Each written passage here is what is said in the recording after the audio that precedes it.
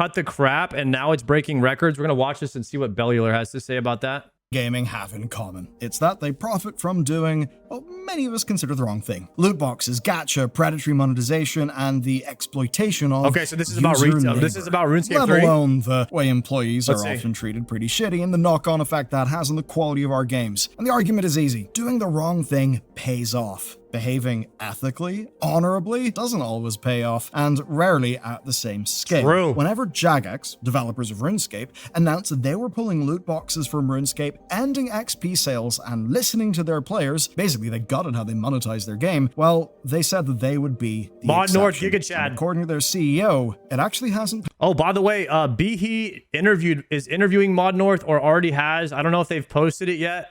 But we are going to listen to the Behe interview with Mod North whenever they post that. I'm curious. Paid off. At least, not yet. In January 2026, RuneScape developer Jagex did the goddamn right thing. They removed their loot box-like monetization systems, they stopped rotating cosmetics and selling consumable items, and they ended direct XP sales. These were things that the RuneScape community hated. This being done is nearly unprecedented in gaming, and especially because it was planned by devs, but it was ratified through a player vote. Now this was...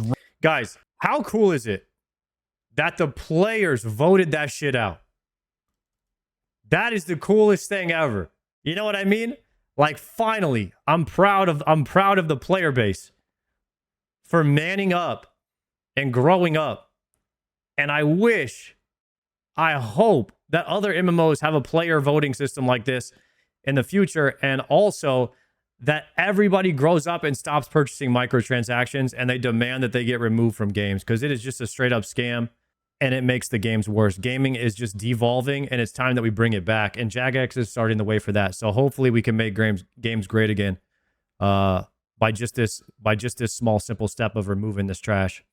Rightly celebrated, and it was kind of shocking. Perhaps especially because this all followed the 2024 sale of the company to private equity firms for about 1.1 billion USD. Whenever that happens, the game usually does get more hostile to players, not less, as they try to increase value, and it pointed to a new era for the game, perfectly timed because it just entered its 25th anniversary year. But it did not, it seems, produce a financially sound year. Now, I don't know about you, but I'm very good at signing up for a free trial, telling myself I'll cancel it later, and then finding the charge months later. It doesn't feel good, and that's why today's sponsor, Rocket Money, is real useful. Shout out Rocket Money. It finds recurring charges and brings them all into one place, so you can actually see what you're actually paying for and cancel rocketmoney.com/bellular. a couple of taps, which is for free. Chat rocketmoney.com/bellular if you want to use his code and you want to find all those annoying monthly recurring charges and get those taken care of. Rocket Money can do that for you in their app. It's a pretty sick feature. Right there. Shout out Bellular. It's rocketmoney.com/bellular, and a big thanks to them for sponsoring the show. In an interview with the game business, Jagex's CEO, John Bellamy, really didn't mince his words. All the changes have not paid off, quite literally. Here's what he said. It has impacted revenue, not positively, but exactly as we thought that it would. So RuneScape revenue down is down quite a large chunk. The thing is, this was the only way it could go. Jagex pulled the most hated predatory monetization systems and replace them with nothing. There was not a new plan to get players to spend more money, so of course they were losing revenue. But the thing is that this was actually all calculated by them. You see, 2024's financials showed a worrying trend. Revenue and profit were down, microtransaction and premium revenue were both down year on year, and the only thing that was increasing, well, that was the single revenue stream that made up 78% of the company's income, which was subscriptions. And the only way you can increase your subscription rate. Yeah, these microtransaction trash is declining, guys, because we're getting older and we realize that this shit is a scam. Okay, so we're stop spending our money on scams, and we want the real stuff, the subscription, the actual game, playing it, earning it yourself. Iron Man, that's the future of MMOs, not pay to win. Revenue is to increase player counts, or increase the price. And so far this year, player counts have not risen in some great vast way, though they are very healthy indeed. And to basically understand what's going on and why they did this, we can just go back to their own words. Here's what they said. We have lost players to the way we approach microtransactions. It's pretty simple. And the thing is that after the changes, well, this was set. The membership has now stabilized for the first time in about 4 years. And that is the big thing. Jagex have leveled out their single most important metric, players. But they've only been given the grace to do that because of how the rest of the business is doing. That is currently good news for them, good news for RuneScape, but it does make you wonder what if the rest of the company stopped doing so well. RS25 is all about 3 things. It's about turning around RuneScape and getting it into a stable state so it's not on a decline, and that's our smaller product, but it deserves a great life ahead of it. Give it that shot. We've just talked about it. So that is how Bellamy frames why they could take the risk that they took with RuneScape to try and stabilize it. The RuneScape franchise, as of recently, is their biggest thing. You see, Jagex sold off developers GameSpires in 2026, only 3 years after buying them. They then changed their trading name to Jagex, the RuneScape company.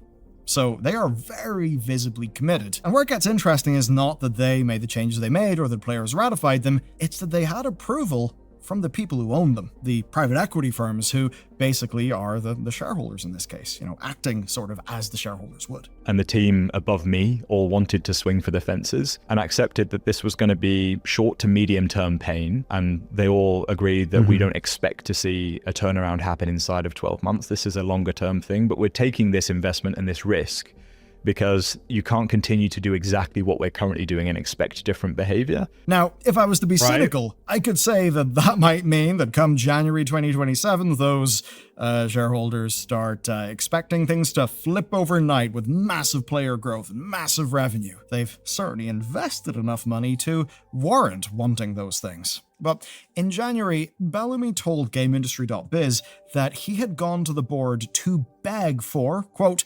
multiple tens of millions of dollars more than the company had ever spent before. So basically, they're taking in less and they're investing more. I think we said publicly, correct me if I'm wrong, we're putting about £200 million invested into our games starting in its 25th anniversary for the next couple of years. And that's like a profound level of investment that will set Old School, set it up to turn into a sort of stalwart product rather than a scrappy underdog. Just under 10 times the profit they made in 2024, which is a huge commitment to this idea. Though it is, of course, a commitment they could still pull back should the winds change. But the principle does run bigger than any one game, and it does run longer than any 1 year. So with that going on, where is all of this confidence coming from? Old School RuneScape is basically a workhorse for Jagex, and it has paid off their investment. For Old School RuneScape, I think we broke just about every record we've ever had across every major metric in the last 12 months multiple times. It's on an unbelievable kind of heater. And that's not idle boasting of things we can't check. We can actually see that OSRS has hit its highest peaks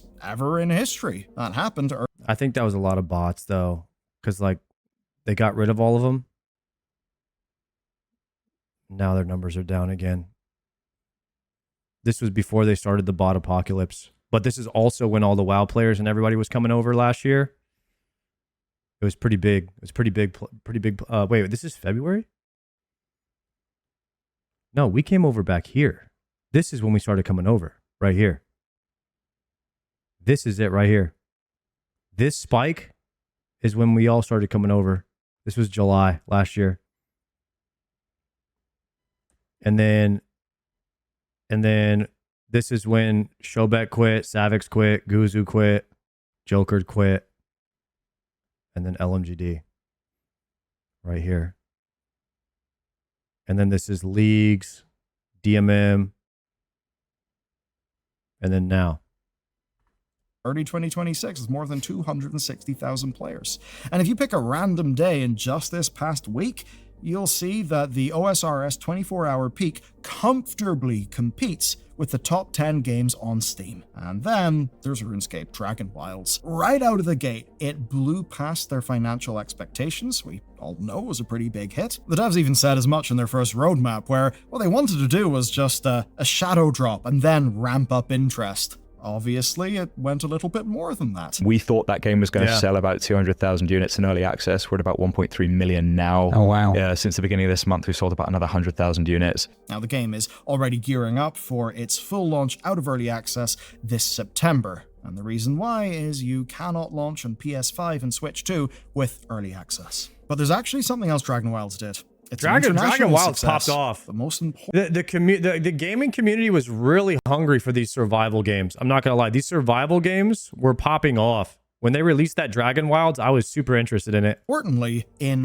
one of the biggest markets they can expand right into. On the launch and day. We've seen, I think, 41% of day one sales of Dragon Wilds on the day that we released were sold in China. Since then, it's been more than 20%. Bellamy frames that as basically success on something that's quite specific and something that actually challenged Jagex's assumptions about how their business could work. Yeah, we have absolutely no presence. And part of that is because of what we make. We make these kind of Monty Python style humor, slightly self-deprecating, that kind of Blackadder, Rowan Atkinson, very British style of humor. It's been very Western world centric. That hasn't always resonated culturally in other nations, or at least that's what we just assumed.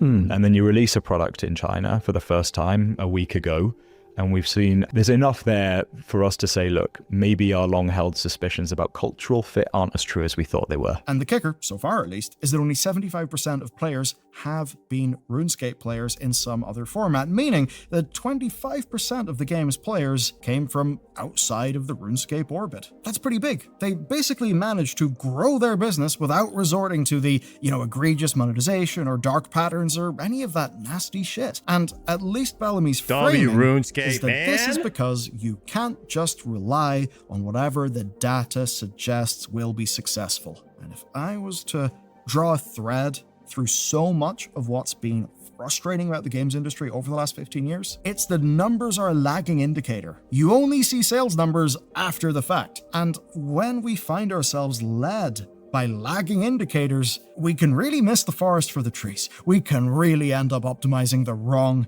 thing. And I'm sure you felt that in the games that you play. And I guess while this is only one CEO, if we can get more CEOs finding themselves in positions like this, well, that might just be good for the games industry. Because if the only thing we follow is money in the short term, gaming is not going to be something worth loving. Let's deal with the data side properly. So Jagex could have doubled down. They could have looked at the falling revenue and player numbers and just decided to go more harder microtransactions to maybe squeeze the people who remained more. Buy one, which get of course one free. is going on everywhere. Many other bigger, more successful companies have done just that, and we've even seen Sony overtly talk about how they need to increase revenue per user in the face of current market conditions, let's just say. And the thing with this story is that Jagex for the longest time had just been following the data in that very traditional shitty way. The layoffs of, say, June 2025 gutted community managers and support staff. They ended bespoke projects like Sandaris.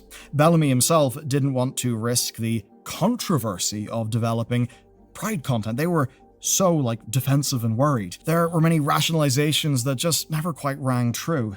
But when it comes to the money, he is rather clear here in this interview, and he's clear that they cannot just follow the data, that they cannot do it. So I couldn't have put it better myself. It doesn't feel safe. I think it feels safe to have numbers making the decisions for you. Yeah. I think as soon as you get lost in that, you're not really making decisions anyway. You're just letting consequences roll out of data points, which is unfortunate. I think for us, leading with heart is the only thing that we can really do well. I think we're never going to outdata the big guns. So, in monetization at least, they can do the right thing. Seemingly backed by staff, by corporate shareholders, by leadership goals, and even by data. But it has not paid off yet. And that obviously is what they want to change, and it's probably also what they need to change. On October the 3rd at RuneFest, we'll be announcing our equivalent of putting a feast on the table to really actively win people back. And that'll be happening much sooner than I think many people expect. Obviously, any interview like this will soon turn I'm gonna be to there the live. future, especially when it's in the context of good things were done, but the numbers haven't quite went up yet. And the basic way this story is shaking out is that everything before October is just fixing problems with Jagex's business model, Live-streaming fixing it? the things that pushed people away, the parts that broke people's trust. And that is broadly done now. As long as I have internet stripping over there. that stuff out is nice, but it's not what the shareholders wanted to invest in. They will almost certainly want a target player retention. They will want to bring people back in. They will want to get more money. Hopefully, that won't mean they fall back into Who's fortunate and bad try patterns going? and Yeah, we're all practices. going. There is just one question looming over all of this, and that is, the people holding the purse strings might have agreed that they don't expect a turnaround. Oh, within Desert 12 Treasure too? months. Question is, when do they expect that by? And if they don't see one, what happens then? Because in this case, doing the right thing had a cost. That will obviously need to be paid somehow, but not only somehow. needs to be made Dude. somehow by some time. RuneScape And that's looks the so challenging sick thing. on third person. Games are hard. Live games are even harder. And there are things in the market, headwinds, etc., that you can't always predict. But what I can at least say, as a 15-year lapsed RuneScape player, is that this is the first time in my adult life that RuneFest is even in my head as something I might be interested in. That's quite the achievement. Damn. So, for the sake Even Bellular's about to come over and make RuneScape videos now. That'd be crazy if he did. Holy. He might be going to RuneFest. Guys, that is insane. W video from Bellular, man. of good video games, let's hope they get it right. But if you'd like to learn a bit more about the guy who thinks that this AI voice acting is right, well, watch this video next. Dude.